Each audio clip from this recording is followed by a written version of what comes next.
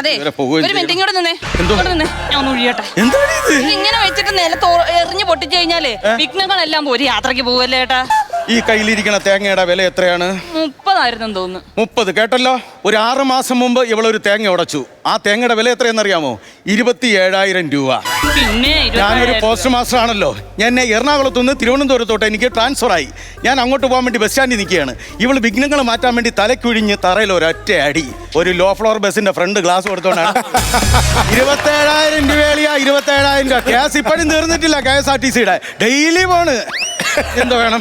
ട്രെയിനിൽ നാരങ്ങ സർബത്ത് കടവെല്ലാം തുടങ്ങാൻ പോണ. ഈ ട്രെയിൻ നമ്മൾ ആദ്യമായിട്ട് ട്രെയിനിൽ കയറുമല്ലേ, ട്രെയിനിന്റെ ഫ്രണ്ട് 2 വീലിൽ കൊണ്ടുവച്ചിട്ട് പിന്നെ ഷോറൂമിൽ നിന്ന് പുതിയ കാർ ഇറക്കിയല്ലേ, ഫ്രണ്ടിൽ നാരങ്ങ വെച്ച് കയറ്റി ഇറക്കി പോവാൻ.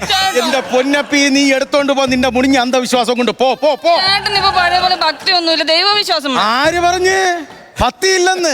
രാജവമ്പാലല്ലേ പത്തി എടുത്തോണ്ട് നിൽക്കാൻ ഞാൻ? അയ്യോ, രാജവമ്പാലയുടെ പത്തിയല്ല. നിങ്ങക്ക് ഇപ്പൊ പഴയ പോലെ വിശ്വാസം ഒന്നുമില്ല. ഞാനേ വിശ്വാസം ഇല്ല പോലും. എന്റെ പൊന്നാളിയാ, എവളെക്കാളും വിശ്വാസമാണ് എനിക്ക്. അതെ, ഞാൻ മിനിഞ്ഞാന്ന് പോയപ്പോഴേ ആ ജോലിസ് ഞാൻ 2 ചരട് ജപിച്ചു തന്നു. അതൊന്ന് അതിന്റെ കുറവും കൂടെ ഉള്ളൂ, 2 ചരടും കൂടെ.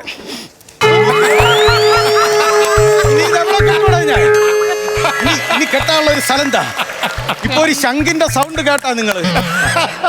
അളിയാ സത്യം പറയണത്, ബീച്ച് സൈഡിലാ നല്ല കാറ്റടിക്കുന്ന സ്ഥലത്താ ചെന്ന് നിൽക്കാൻ പറ്റില്ല.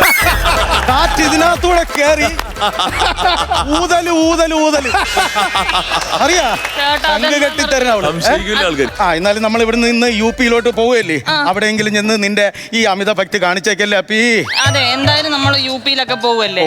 അപ്പൊ പോകുമ്പോഴത്തേനും എന്നെക്കാട്ടിലും ഭംഗിയുള്ള പെൺപിള്ളേരൊക്കെ കണ്ട ചേട്ടൻ നോക്കുവോ? മൈൻഡ് ചെയ്യൂലേ ഞാൻ? ശരിക്കും എന്റെ അമ്മ സത്യം മൈൻഡ് ചെയ്യൂലേ?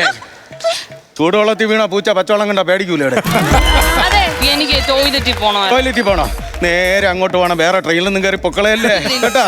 അറിയാല, അടി നമ്പർ ഏക്ക് ശൂന്യം നമ്മളെ വണ്ടിയാണ് കേട്ടോ. പെട്ടെന്ന് വരണേ. എവിടെ ചെന്ന്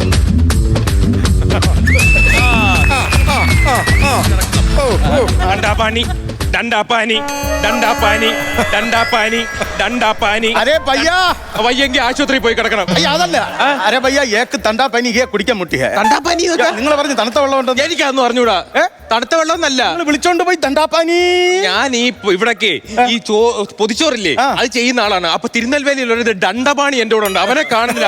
എടാ ദണ്ഡപാണി, എടാ വാടാ ചോറ് കൊടുക്കണ ദണ്ഡപാണി, എടാ ദണ്ഡപാണി വാടാ. സുഹൃത്തേ, അരെ ഇങ്ങനെ വായോ. ഈ ദണ്ഡപാണി നിങ്ങൾ ഒന്നിച്ചാണ് അവിടെ പൊതിച്ചോറ്? തമിഴ്നാട്ടിലുള്ളവനാണ്. ഇന്നലെ രാത്രി അവർ കുരുത്തക്കേട് കാണിച്ച്. എന്ത് കുരുത്തക്കേട്? മൂത്രം കുടിച്ചിട്ട് കിടന്നങ്ങ് ഉറങ്ങി.